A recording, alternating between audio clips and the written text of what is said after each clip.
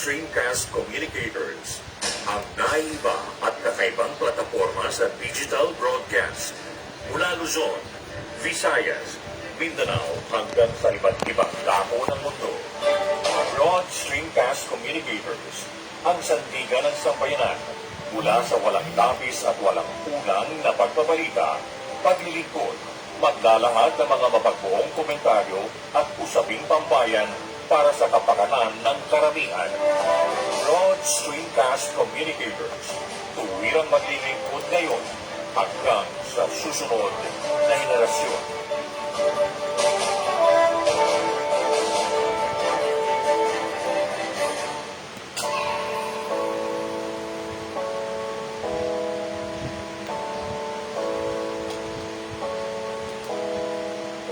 Buhay Online, Chikahan at kaalamang pangkabuhayan. Ating tunghayan, pakinggan at tuklasin ang mga pangyayari at kaganapan sa mundo ng online. Buhay Online, Chikahan at kaalamang pangkabuhayan. Alamin ang pinaka-latest trends mula sa trabaho at kung hanggang saan ang narating ng teknolohiyang ito. At ngayon, narito na ang ating host, ang ating Techiemommy, si Jaye C. Bautista.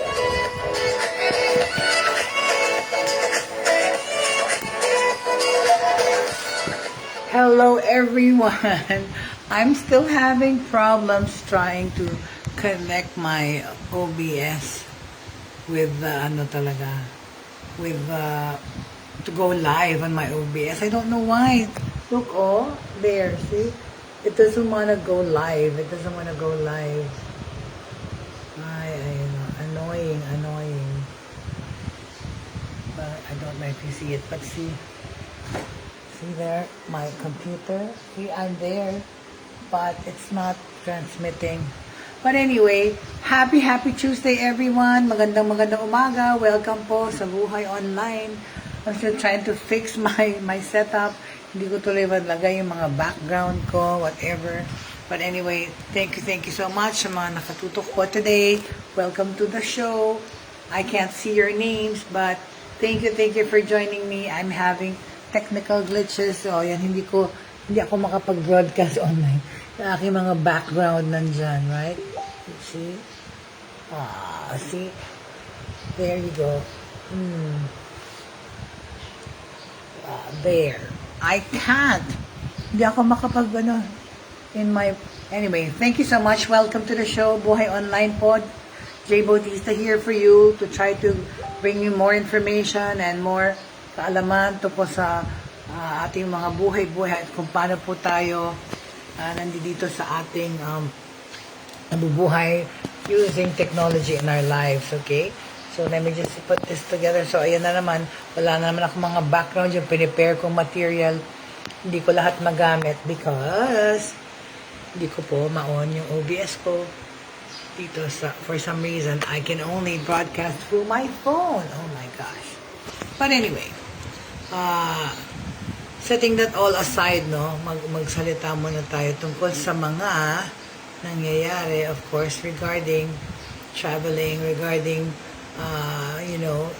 the COVID-19, of course, situation, which of course, ay patuloy pa rin nangyayari sa ating mga buhay. And the DepEd, okay, national news po ito, no? The DepEd is eyeing expansion of face-to-face classes in February for vaxxed personnel and students, okay? This was according to the DepEd yesterday po, okay? The expansion phase of limited face-to-face classes, okay,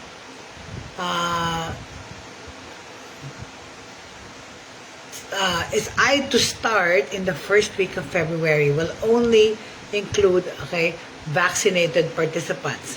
Ito ang sinabi ng DepEd kahapon, right? Ito yung itsura ng classroom ng social distancing, oh. See that? There you go, right? Yan ang classroom, oh. See, posible naman basta nakamaskara yung mga nag-aaral, right? So, President Duterte's Talk to the People aired yesterday, Monday, January 17. Education Secretary Leonor Briones, okay, gave updates on the pilot run, yung ating test pilot run po na ginawa ng December sa mga 100 private school, public schools, saka 50, so 180 altogether, basta private saka public schools. Okay, yan yung update on the pilot run of limited face-to-face classes and its possible expansion by next month. Okay, Briones reported to the President that the pilot run of face-to-face classes held from November 15 to December 22 had been highly successful given the high level of attendance among students, tsaka yung safety protocols na sinundan. A total of 287 schools and 15,000 learners participated in the pilot run, okay? Briones said that there were no confirmed coronavirus, oh thank you Lord, among the mga participants. So, sa 287 schools na sumali, na 15,000 learners po ang nag-attend, wala pong naging COVID positive. Thank you, Lord. As of today, January 18. Given the positive outcome of the pilot run, Briones said that the DepEd is recommending the progressive expansion of face-to-face classes in areas under alert levels 1 and 2. So, sa mga area na ganyan, na hindi high risk nga, sana, yun, magre-resume na ang face-to-face classes. Yun ang sinasabi ng DepEd. Sa February daw, okay? Expansion will commence not earlier than the first week of February, sabi ni Briones. During the expansion phase, the DepEd is recommending that only vaccinated teachers and non-teaching personnel be allowed to participate. Siyempre naman, right?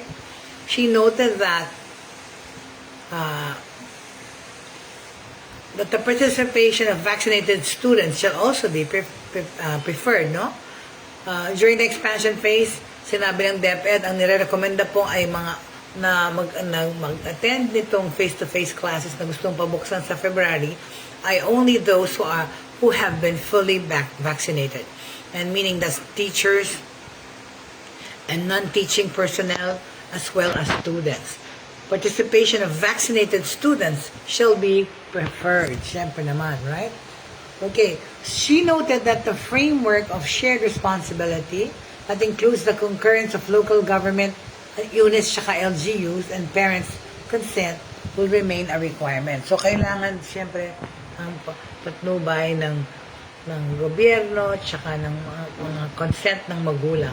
Okay? However, Briones clarified that those schools, okay, under Alert Level 3 areas such as the National Capital Region and Region 4A will not be included in the expansion phase due to the surge in COVID-19 cases in those places. Obviously so, right? So, ang NCR hindi pa magpa-face-to-face, definitely. Okay? Alright? So, yun. That's our news, our latest update about that. About the COVID situation, right? Okay. So, yung mga alert level 3, hindi pa talaga pwede, which is the NCR nga. You know, kasi nga, ang daming mga kasaway eh. Okay. What else?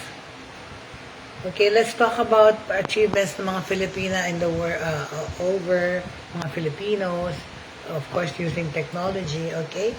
There's a Filipina doctor in New York, okay? Let's talk about this. A Filipina doctor sets up a COVID testing site in New York, okay? Look at her. You can show it. Siguro. There you go. Alright, so she set up a tent there, tapos yung van niya, may US mobile van siya. This is a Filipina, hold on, a Filipina doctor set up, okay? A Filipina doctor in New York, okay, helped set up COVID testing sites in New York. Okay, nakita niya yung booth niya. Just like a booth in front of her van. A mobile care group that offers COVID-19 tests has been set up by a Filipino doctor in New York City, United States. Okay.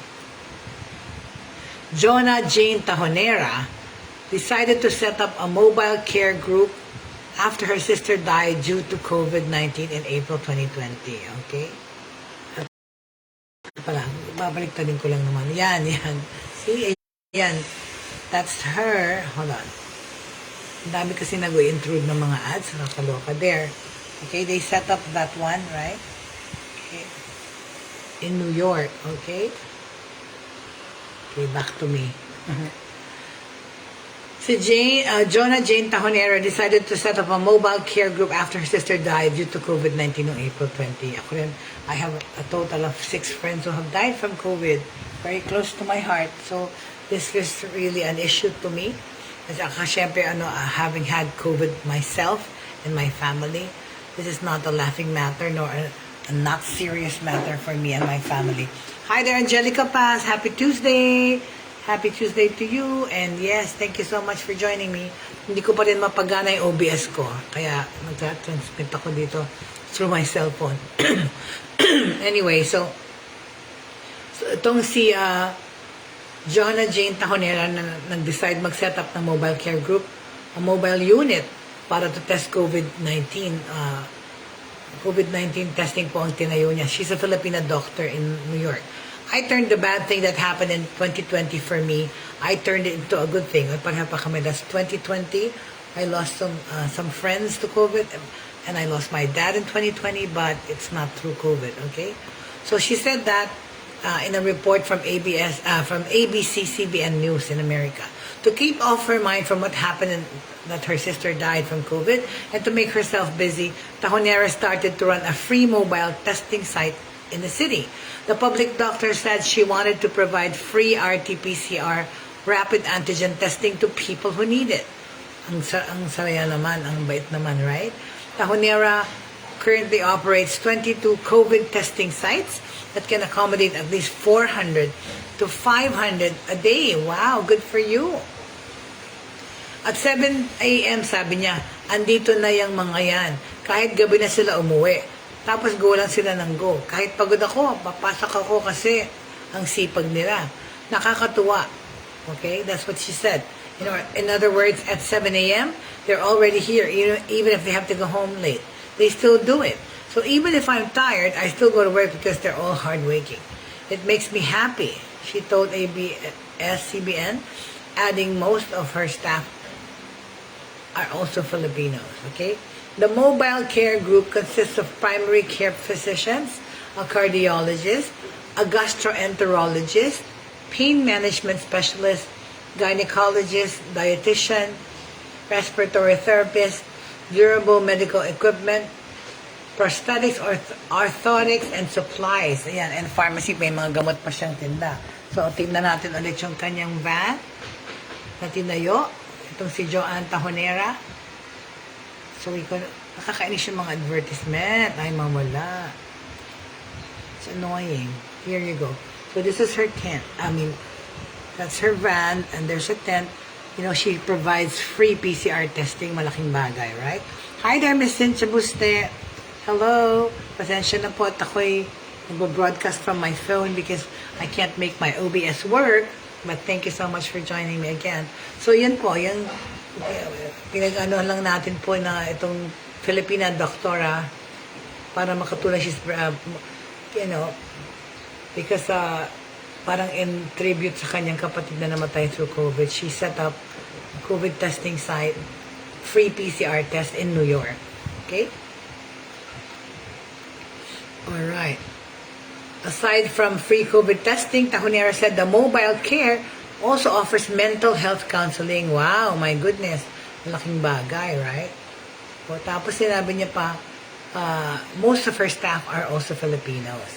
The mobile care group consists of primary care physicians, a cardiologist, imagine, a gastroenterologist, a pain management specialist, gynecologist, dietitian, respiratory therapist, and they have durable medical equipment, prosthetics, orthotics, and supplies, at saka gamot. Very good. Okay, well done. mabuhay ang Filipina na ito, na si Doktora Tahonera. Okay, good job. That's so cool. Wala talaga, no? Nararamdaman nyo ba yung malamig na hangin? I certainly do. We have 19 degrees. In Metro Manila, it's 19 degrees. Here in Pampanga, it's about that, 19, 20 also. It's like, we sleep with the fan on. I just turn on the air conditioning maybe an hour or so. But kasi matulog ako talaga kami, is aircon tsaka fan naka-on. But nowadays, even without dati-dati, pagka pinatay mo yung fan or wala ka sa aircon, talagang grabe na your pawis. But now, sometimes I just turn on the fan, okay, and not use the air condition anymore, right? But hello there, Josephine Roquero. Good morning. Happy Tuesday. Thank you so much. It's nice to see you again. Pasensya na at ako'y nagbo-broadcast dito sa aking bahay using my phone, because my OBS is not working, so hindi niyo makita yung mga background ko ng mga pinapag-usapan nating mga issues, right? So yeah, hindi ko mapa-work. I mean, it doesn't want to go live. See, I'm gonna show you what I mean, okay? See, I'm there, here it is. So, it's set up. There's my background of Buhay Online. But see, it doesn't want to go live, see? Can somebody help me and tell me why? It says connect to video source and I can't click the go live button. Techiemommy pa naman ako. Hello, ilang araw ko na yung inaayos. Ayaw talaga. See, that's supposed to be what my show looks like today. But you know what? I think I can... so let's talk about... alright. So yeah. So that's what's happening, okay, to my broadcast. Hindi po ako makapag-broadcast ng tama na nandyan yung mga kailangan kong gamitin. But anyway, okay, today, we're gonna discuss again, of course, they're always talking about online businesses. Bukas na po yan, Wednesday, yung online jobs, online business. I will discuss tomorrow, hopefully with Shrey Sharma, my Wednesday anchor, okay? Sana mapagana ko na yung OBS ko bukas kasi pag-uusapan namin yung mga trabaho na naman online that we can find, okay? So, di ba, sinabi natin kahapon yung tungkol dun sa hacker ng Comelec, piniimbestigahan pa rin nila yun, no? So,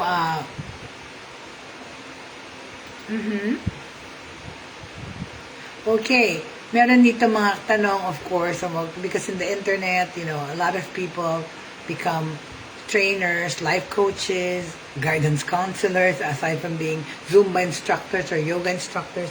May mga nagtatanong po, may mga questions po naman na hindi naman technology per se yung tinatanong, pero kasi because of social media, right? We are able to message personalities or mga resource people na nakikita natin online. So, as in the same token as I am of course opening my doors, my PM, my DM to anybody who's asking for help or are trying to ask information regarding anything, right? And one of the questions here I have, okay, na in-email sa akin tsaka message pa. Okay, it's a question that is posed to me, no? Sabi nila, is it okay? Kasi ngayon, pumunta tayo sa mga kabataan right now, okay? Nowadays, it seems so hard or so much harder to raise a teenager in this day and age when pilosopong tasyo ang ating mga anak because they seem to know everything. And why? Because Google is their friend, right? And Google now competes, mommy and daddy now compete with Google sa ating mga anak. Diba? Minsan nga sinasabi ko sa anak ko, is Google the name of your mom because you believe Google more than mommy? And at the same time, diba, we want to protect them from all the fake news that comes out and proliferates sa internet. But anyway, so meron ditong tanong, is it okay to let your teenage daughter or son have a sleepover with their boyfriend and girlfriend? Okay? Sabihin ko sa inyo to, there's a survey, 20 parents answered. Okay? Kasi it can be a bit awkward and major reality check when you realize that your teenage child may be having, ganyan. But see, is it okay to let your teenage child sleep over with their partner? Ano kayang sagot nyo? for my audience who has children, who have children, what is your answer? Sabi nito, sa Amerika kasi, diba, parang sa kanila, normal lang yun na pinapayagan yung mga anak mag-sleepover. So, here, I'm going to talk to you about itong parang we had this test and there were several parents who gave their ideas or gave their opinion regarding this. Okay? Sabi ng isang magulang, when I was 16, okay, this is based on a survey of 20 parents. Sa Amerika ginawa tong study na to kasi sa Philippines pwede naman din pero wala kaming time gumawa. So we spoke to 20 parents and guardians and we were met with a bunch of responses varying from hell yes to hell no and all the shades in between, okay? So, is it okay to let your teenager have a sleepover with their boyfriend or girlfriend? Well, sabi ng isa, when I was 16, I was allowed to have my boyfriend sleep over. I think we had been together about a year. However, now that I'm a parent myself, I'm not sure I would allow it. Diba? So, funny yan, inallow ka ng bata ka, pero ikaw, magulang ka na ngayon, ayaw mo papayagan yung anak mo, right? With my 2 kids, sabi nito, I allowed them to have their respective partners over from the age of 17. I figured if they're already sexually active, considering the legal age is 16 sa Amerika, then I'd rather them experience that respectfully with consent at home rather than a CD car park or parking lot a night. When I'm all for my son having his girlfriend over for the night, but her parents are completely against being in the same bedroom together. I think it comes down to your personal politics and religion, okay? Kung papayagan mong tumira yung girlfriend or matulog yung girlfriend ng anak mo, or kung ikaw naman at daughter ang anak mo, kung papayagan mo yung boyfriend niya, matulog sa bahay nyo. Ako, I can of course already admit that one time, yung girlfriend ng anak ko at the time sort of ran away from home. Inampun ko naman yon for a while, for a few months. And before anything else, because I know my son, sabi ko nga I know responsible siya. So I sat them down and talked to them and they said no such things happen because they just want to be together, but nothing like that's happening. So, I believe naman din. So, kasi, for the whole time that happened, wala namang milagrong nangyaring nag-sprout na naidala yung stork na baby. So, I know that my son at saka yung girlfriend niya were telling me the truth na yun lang, magkasama lang sila doon sa kwarto. But anyway, so, sabi pa nitong isang magulang, well, I think it comes down nga to personal politics and religion, okay? So we have to respect the girlfriend's parents to kunyari ayaw nilang pa-sleep over yung anak nila or kung pumayag to make sure na magkahiwalay ng kama, right? I would only let my children have a boyfriend or a girlfriend over when they are in their late teens. I also don't want any casual things happening like that in the house and only to their committed partners. Ito pang sabi ng isang magulang, as a dad, my wife and I butt heads about this topic.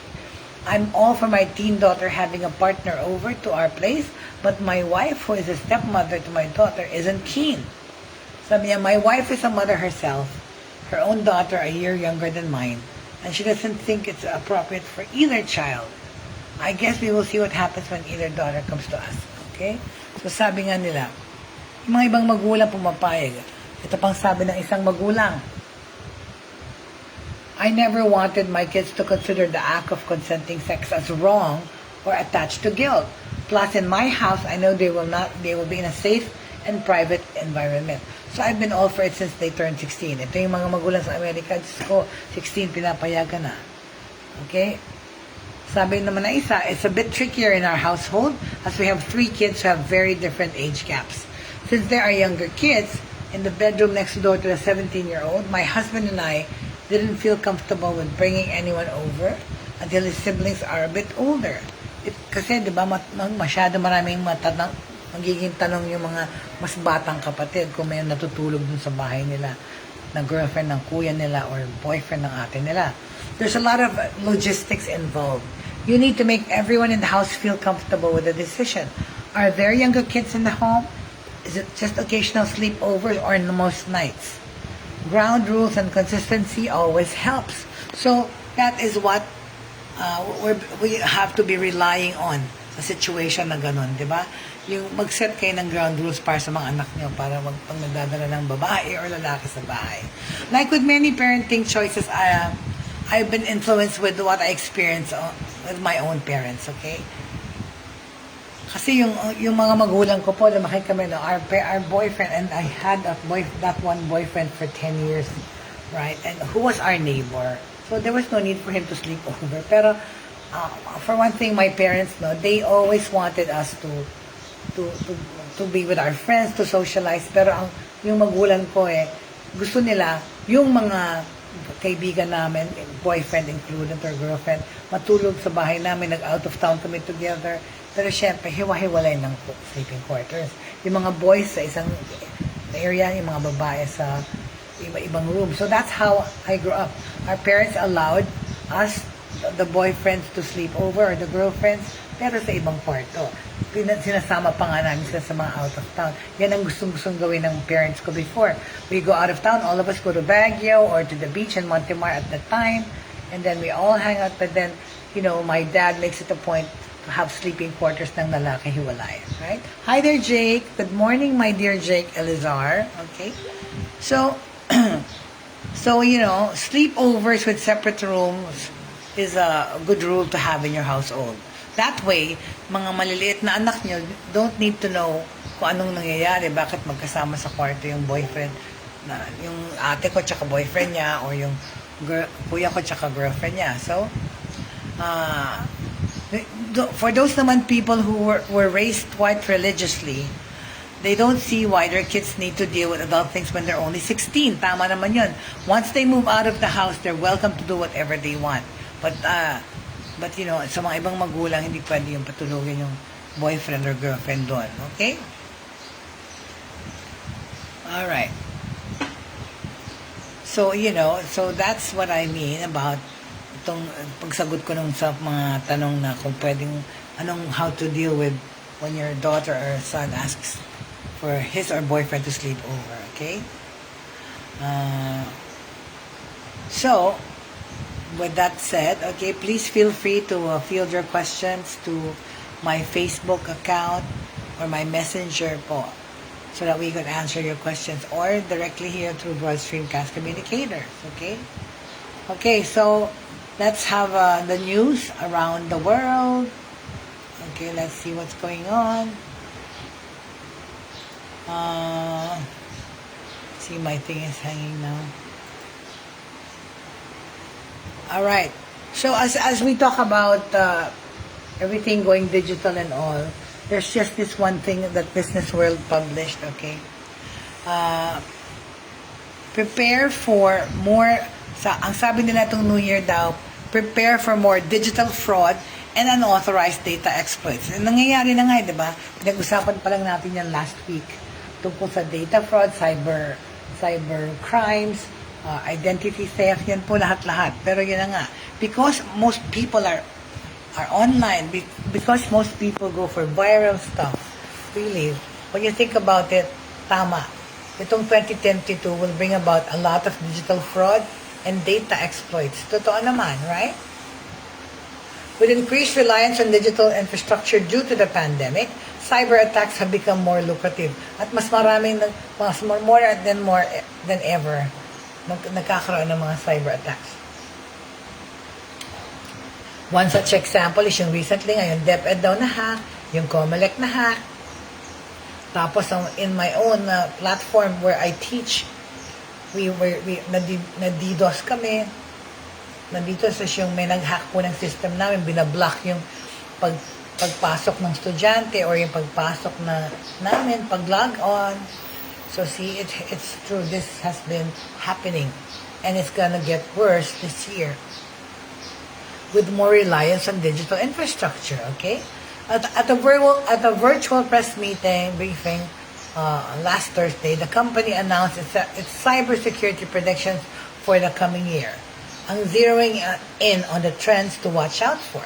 Citing the 2021 Unit 42 ransomware threat report, okay, dahil sa threat report na ito, it pointed out the increase in profits from ransomware software attacks in 2021. The average ransom paid, isipin nyo, the average ransom paid itong mga nagnanakaw ng identity in the first half of the year reached, hulaan nyo, oh my God, $28,529,924.43,000. Oh my God, 82% more than the year before. Due to the rising value of cryptocurrency and anonymity in ransom payments, cybercriminals will have more funds and resources to launch bigger attacks on critical infrastructure. Itong sinabi sa isang Palo Alto statement. To combat this, it recommended investing. Saan daw kayo mag-invest para wag nyong masiguro nyo na hindi kayo mahack masyado. Invest in cybersecurity capabilities, running exercises to identify security gaps, and undertaking ransomware readiness assessments to determine yung level ng preparedness natin, kung gaano tayo kahanda to protect ourselves against these ransomware or cyber attackers. Okay, just this December, dalawang pinakamalaking telecommunication companies sa Pilipinas, PLDT and Globe Telecom, shared their recent increase in investments in cybersecurity, given the money risks in a hyper-connected world.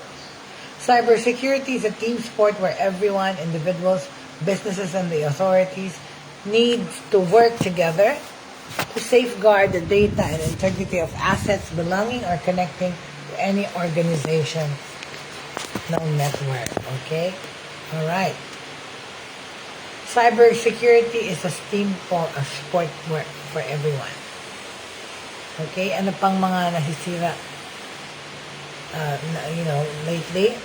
Because of hackers and being online all the time, which we can't help, just like myself. I'm practically on 24 hours a day. I think the only time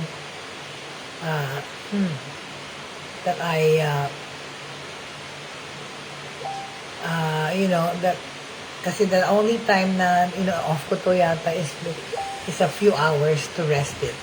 Pero most of the time I'm online 24/7, 7 days a week pa. Okay, let's talk about data breaches. Okay, last week yung Bangko Sentral ng Filipinas or BSP, that was my dad's bank for like 50 years. My dad was a banker. He was an economist. He was the director of imports and commodities classification at the time.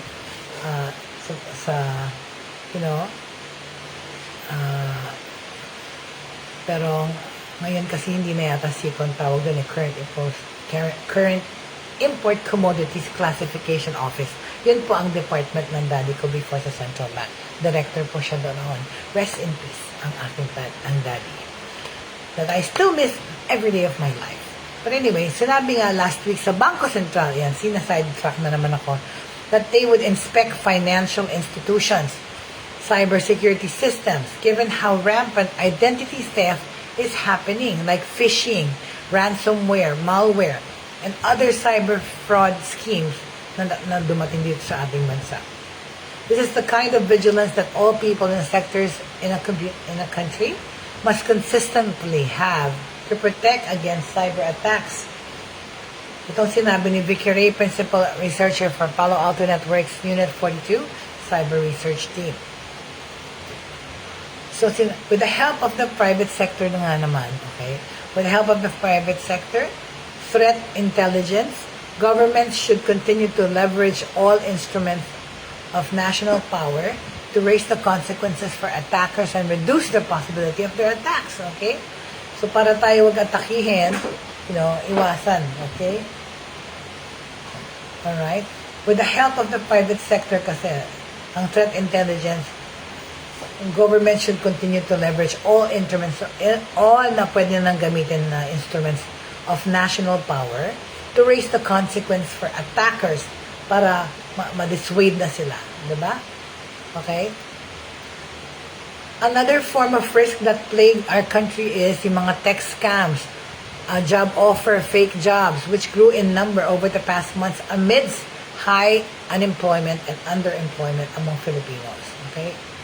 Pero yun na nga, diba? Kailangan tayong maging resourceful nowadays kung wala tayong actual physical resources or money to do things. So yun nga ang nagkalat din is text scam offerings or of jobs or fake news. Okay? Ms. Ray noted that there are now many ways in which threat actors are able to get sensitive data and credentials. Paano nila nananako yung identity? Di ba? Identity theft na ang tawag doon. So sabi niya, there are many ways in which threat actors are able to get sensitive data and personal celebrants. Yan po. Kung saan kung yan ang mga kinukuhanan ng ninanakawan ng data. Yan. Kasi nananakaw yung personal credentials natin. And we actually notice unauthorized debits into our accounts. And that is because na-infiltrate na po yung ating identity. Okay? Ginagamitan na tayo ng ganun.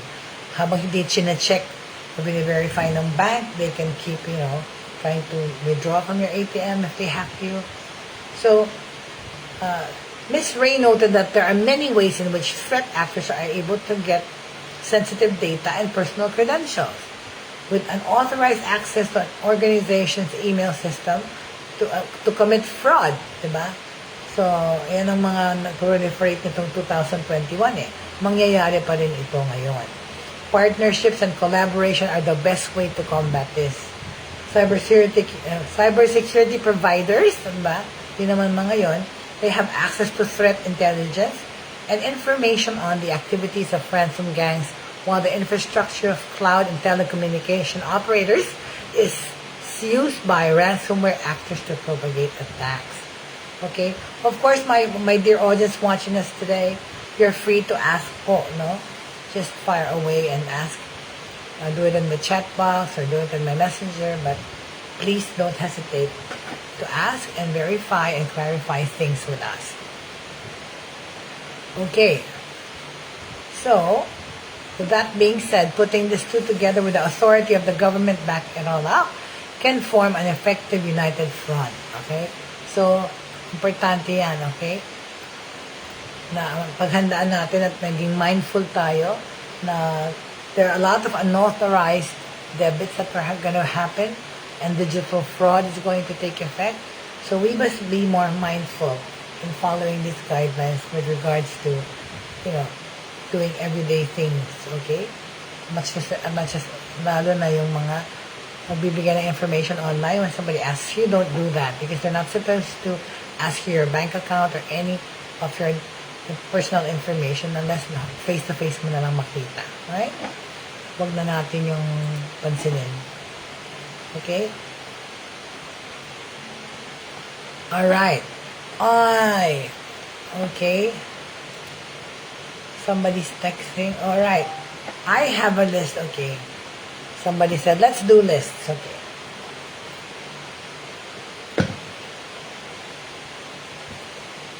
Dali lang ha. Okay. So, let's do lists. Sabi nila, okay, there are 20 foods from China that you should never buy. Gusto niyo bang malaman yun? Okay. Unang-una na daw ay ang watermelon. Bakit? In certain parts of China, they use a powerful pesticide that's even made harvested watermelons explode since they grow too quickly. The pesticide also it was made very, very toxic. We highly recommend buying local to ensure that your product is fresh and safe for consumption. Ano pa? Ito na naman yung apple juice daw. Apple juice daw sa China is the biggest apple juice producers in the world. However, it also has the most pesticides. Oh no. Be careful. The apple juice they sell sometimes comes with sugar as well as toxic pesticides. Talaga naman, sugar is the culprit. Okay? Ano pang hindi pwedeng kainin daw na Japanese? Cod. What? Cod is farming Cod farming is not all the better than tilapia farming. The fish in water full of garbage and eat whenever they find. It goes without saying that eating them would not be good for your health. Okay? Kasi kumakain silang garbage yung mga cod. Alright, now we go with rice noodles. Sulfur dioxide is sometimes used to make noodles. They use it to make noodles look fresh. While it might be more pleasant to see, keep in mind that sulfur dioxide or sulfur dioxide is not only toxic ha. Hindi lang yan toxic yung sulfur dioxide, kundi cancerous pa siya. Oh my gosh, scary. Noong 2013, a Radio Canada article has reported that there were sellers selling rats as lambs. Oh, gross! Yeah. The police went on to arrest 900 people involved in this incident. They also seized 20,000 tons of rat meat. Oh, gross! Kinilabutan ako. Ay! Passing it as lamb. That's so bad. Oh, beef. What? We're not supposed to eat beef? A website called Voyage China, or Voyage Chine, said, or Voyage Shin, like the C-H-I-N-E, said that beef is double the price of pork in China. In an effort to save money, a lot of companies just add borax-based food additives to the pork so that it looks like beef. The food additive is a strong insecticide that has no business being present in your digestive tract. So, iwasan daw. Oh my God.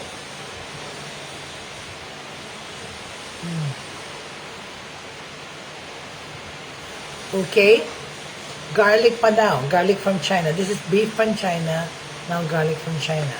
They scatter chemical products in garlic fields before the seasoning reaches your place. It is a much better it's a much better idea or option for Canadian garlic instead of Chinese garlic. Trust us. The difference is very big. So, meron nagsiscatter ng chemical products sa garlic, so hindi naman natin pwedeng kainin. Mushrooms. Food inspectors have time and again discovered contaminated mushrooms that come from China. On your next grocery trip, it would be wise to check where they come from before you put them in the cart. Okay? Yeah, and this one, plastic rice, is that for real? My God, I saw the making of that and I was just so floored. Okay? We mentioned plastic rice at the beginning, but what is it really? Well, the most important thing you need to know is that it's big. No. The most important thing that you need to know about rice is that it is being made up of potatoes and synthetic raisins. It can give you cancer. Okay? But anyway, what else? Milk. Milk daw. Wag daw mag-milk ng galing sa China. Bakit kaya? Milk made of melanin caused the death of 6 kids as well as the intoxication of 300,000 individuals. Okay? At about 230 tons of milk were trafficked and make the protein count go up. Melanin is very bad for your kidneys. Okay? Ang eggs pa, oh no, I love eggs. What do you do? What do you get when you have a mixture of baking powder, calcium carbonate, food coloring, and a zest of paraffin? Well, what you can do with all this behind you is you can expect an egg of sorts in a matter of hours. Well, it's going to look just like an egg. However, it will increase your serious food processing. Because with the egg, you can be creative. You can make salads. You can make a meal. But they're saying not to.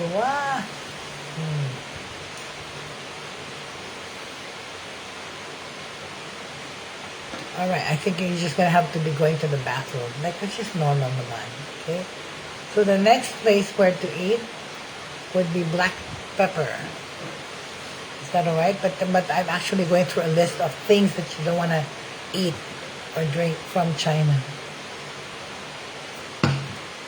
So, yung black pepper, the famous Chinese black pepper is not always what it seems, okay?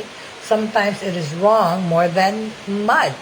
The lack of control and rules in the food security system makes it hard to figure out if it's the real thing. Okay, so what else? Ta-da! Wine daw. Wine daw. Chinese wine does not only have grapes in it.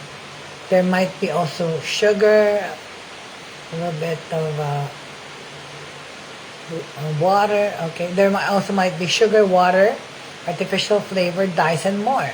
Some consumers get heart attacks suddenly, migraines, and a high risk of cancer, and they drank wine that was made in China. Oh my gosh. Okay? So ano pa? Industrial style salt. Wow. You should never take industry style salt since it is not made for human consumption. Oh my God. Para saan to sa aso? However, there was an incident in which this kind of salt was being sold as table salt. Obviously, so it caused a lot of health issues. You know, kasi, we have a house cat. And I always argue with my partner, my fiancé, because he always lets the cat out of the house. And when the cat gets back to the house, ang putik-putik na niya. Dugyot na siya. So, naiinis ako. Because when my son was still living here in Pampanga, he wouldn't let his cat out of his room. He would just follow him to lunch and go back up. But now, nasanay na ito, binibigyan ng scrap sa table. Only if it's okay? So anyway, going back to our premise of what things to watch out and what things not to eat and not made of China daw, is oil. Tara, a Chinese agri-food company decided to reuse olive oil that came from restaurants. They recycled it by filtering and reselling it. Right? Voyage Shin, ayan ang tawag nila, said that over 2,000 tons of this olive oil got sold to restaurants. Aha. Ito pa, tilapia is highly popular in China. This fish gets farmed just like cod, but is one of the worst fish you will find on the market. Oh. It is toxic since it eats everything, which includes pesticides and toxins in the water. So that's okay. There's tilapia, there's chicken. Oh my God, the list is so long. Chicken, avian influenza, as well as other diseases that can be traced to chickens are not uncommon in the part of the world. Chickens in China have often failed when it comes to meeting health requirements. Okay. Alright, so that ends that portion about not wanting to buy these 20 things. Okay. Refresh. Okay, there you go. Wait a minute. Alright. So, in segue to that, okay, we would like to, again, of course, alert everybody that, or baka nakalimutan nyo na alert level 3 na po tayo. So, we have certain restrictions that were removed, but are back in place, right? Kagaya po na bawal yung mga bata sa mall. Bawal ang walang bakuna, di pa papasukin. So, sometimes, alam niyo na po yun, magbabaka sakali pa kayo na pwede nyo isama yung baby or anak nyo, kakain kayo sa labas, hindi na po pwede. So, their safety first po sa ating presidente, you know, in fairness, right? Okay. So, what else do we have in store for you today? Well, I'd like to talk about, hold on a second, na traffic. How to start an online business. Tomorrow we will tackle that. And what kind of platforms. It's up to us. Okay. In the meantime, yung ginagawa nitong mga, we talked about that, right? Yung technology ng driverless space car naman ngayon. I don't know. Alright.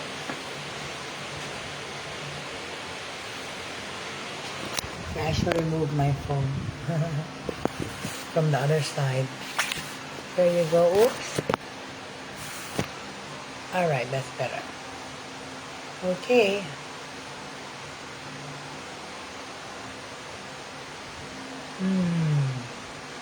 This is a toss-up between the two telcos, Globe and PLDT, which also known as under it is smart. Pero lately, of course, here in Pampanga, the only signal we can pick up from the first door to my door is PLDT, right? Tagal pa namin inantay yun, only to be given 30 Mbps. Pero na yun naman, pumapalo ng 100 yung aking metro. Because I'm paying for fiber loop technology naman. Okay.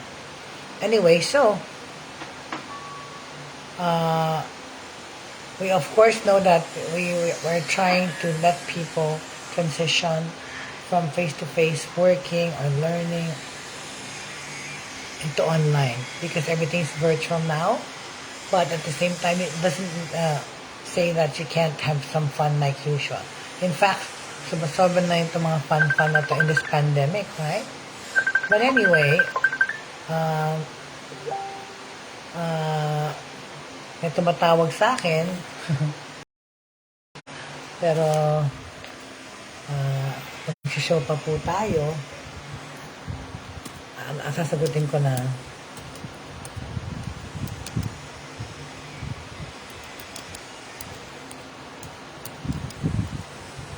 Alright. Anyway, so yeah. So the wonder of technology is like yan. In the old days, diba, hindi ka naman pwede mag-broadcast. Tapos may nagte-text sa'yo or na monitor mo yung mga ibang messenger windows mo. But that's technology for you. We can multitask. We can do many things. Okay.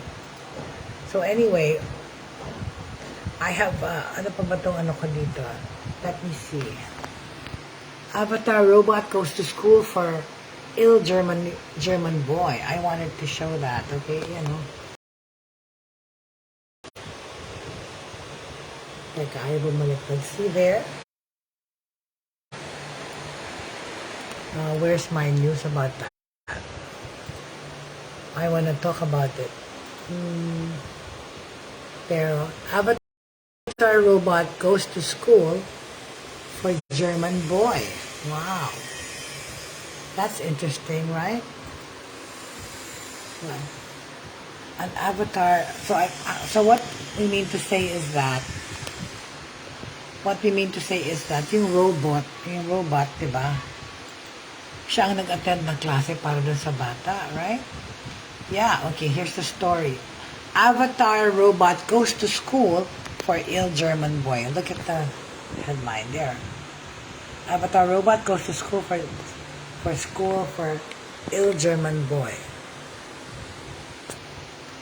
Okay. This is a news from Berlin. Okay, from Berlin. I've been to Berlin. Yes. Ay, maniwala. Sige pa. Can I show you the prueba that I have been to Berlin? Alright, I can do that.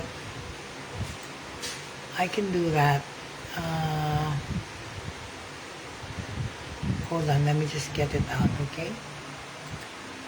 Yes, I've been to Berlin and it was such an overwhelming experience, or naka-goosebumps ako when I was standing between East and West Germany.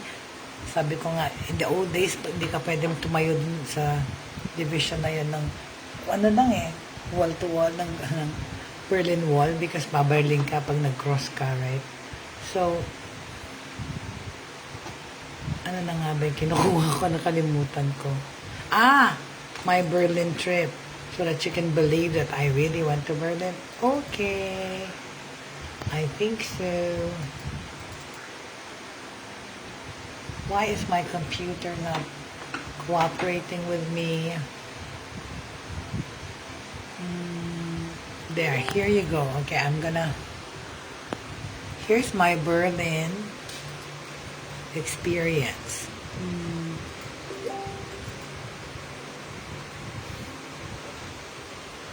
There, see, that's the Berlin Wall. I'm standing there, right between it. Okay. And another thing altogether is this one. This one. You should know this in Germany. It doesn't want to open. There. This wall, see? Ta-da! There I am. I was in Berlin, and then I stood before this epic picture of the president of Russia and the other one, I forget. Okay, so yeah. So with that being said, no? Okay, balik tayo. Yun nga, yung robot. Na-sidetrack na naman ako. Yung robot, siya ang nag-attend ng class para dun sa bata na may sakit, right? So let's find out about that news. See? He was too ill to go to school. Go to school. Joshua Martinangeli, 7 years old, was too ill to go to school, but the German student can still interact with his teacher and classmates through an avatar robot that sits in class in his place and sends a blinking signal when he has something to say. Oh my God. So there's the robot, right? Attending class for him. Okay? They're doing the test together. Okay? I'll just encourage you and you answer. Okay? So, the German student can still interact with his teachers and classmates through an avatar robot that sits in class in his place. Tapos nagsasend ng blinking signal yung pag kailangan siyang magsalita. The children talk to him, laugh with him, and sometimes even chit-chat with him during the lesson. Joshi can do that quite well too. Okay. Ute Winterberg, headmistress at the Potsdam Grundschule in Berlin, told Reuters in an interview. Okay? Joshua cannot attend classes because he wears a tube in his neck due to severe lung disease. Yan ang sinabi ng mami niya, si Simone Martinangeli. The project is a private initiative paid for by the local council in the Berlin district of Marzahn-Hellersdorf. We are the only district in Berlin that has brought 4 avatars for its schools. The impetus was COVID-19. But I think this will be the future well beyond the pandemic. Itong sinabi ni District Education Counselor Torsten Kuene. It does happen from time to time daw for various reasons na yung bata cannot go to a classroom, di ba? Then the avatar na itong ginawa nito kagaya ng sample natin can give the child a chance to remain as part of the school community. He added that he had already brought up the subject and project and political discussions at state level. Sinabi ni Noah Kushner, I like it either way because I like the avatar. When asked if he's looking forward to seeing Joshua again. And I would like it better if Joshi could really come to school. Okay? So yeah, they're gonna see these virtual children and they might go, but see, more and more siguro, yan, kakaroon ng mga representative na robot in place kung mag-absent. So, hindi pa counted absent yun, I guess, pag nag-attend yung robot for the student, right? But that's really cool, okay? A robot, okay? Robot attending the school. Okay? Okay, so at this point, we are reaching the end of our record for today. At hindi pa rin ako makapag-broadcast through my OBS. But hopefully tomorrow it will be fixed when I have Shrey joining me for the broadcast. Maraming salamat po to all our friends who came who came with us and joined us today. Of course, our regular people that always come, Miss Angelica Paz, thank you so much for your support. Cynthia Buste, Josephine Roquero, Jake Elizar, Tita Agnes Lakap, Tita Heidi Lakap, si Dax po, at ang mga pamilya doon sa Batangas, ng mga Dairit. Thank you very much. Have a good day po and enjoy your lunch. And please always remember that at the end of the day, 3 things should remain in our lives, which is faith, hope, and love. Maraming salamat po.